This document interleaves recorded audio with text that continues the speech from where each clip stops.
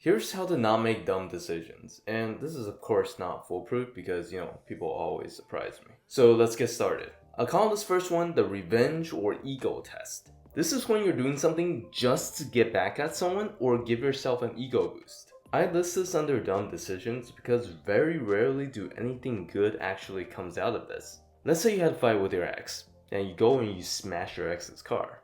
Now you have to pay for it, get sued, and have a criminal record. And that thing will always come up when someone's doing a background check on you and when you're trying to get hired. Is that worth it to you? And this is why I feel like anger and revenge is a very blinding emotions that just really makes you stupid. So when you're making any decisions, if there's anything that's inside of you that is just a feeling of you trying to get even with other people, there's a pretty good chance that it's going to be a bad decision. If you're looking to become a man that knows their way around the world, hit that subscribe button. This next one is the total pros and cons test. When I say total, this means your entire lifetime value. Let's say you want to take a 1-week vacation to Hawaii to swim with the sharks because you're a very risky guy.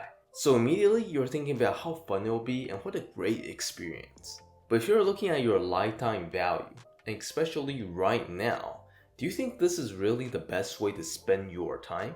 What if instead you took that time and took an accelerated course on leadership or AI, and you made yourself a more attractive choice to businesses that are hiring, which means more salary, and for your entire lifetime value had just gone up because of that. And here I'm not saying never take any vacations, but you don't want to constantly do things that are fun at the moment and has absolutely no benefit for you in the rest of your life. This next one is the 1-week test. I think we all know about impulsive buying, right? I need this right now, and Amazon did not exactly help with this. And a lot of times you end up buying things that you use 1 or 2 times and that's it. And I really think the main culprit here is being manipulated by the emotions at that moment of whoa, there's a sale, or this looks perfect. And then 2 weeks later, it's borderline trash. This is why I recommend when you shop for things, add the item to your basket and just leave it there for a week.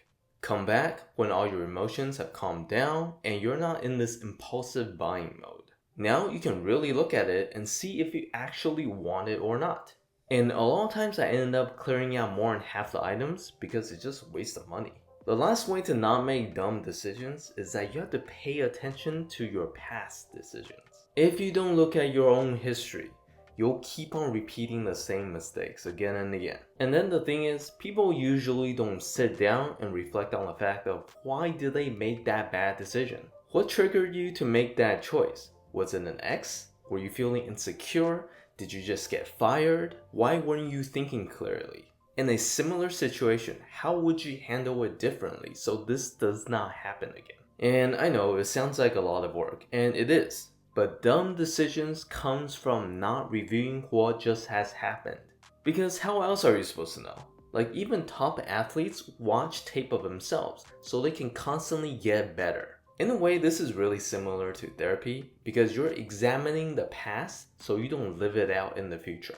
So if you constantly find yourself being in bad situations, maybe it's time to reflect. Let me know which one of these points you guys like, and I will see you in my next video.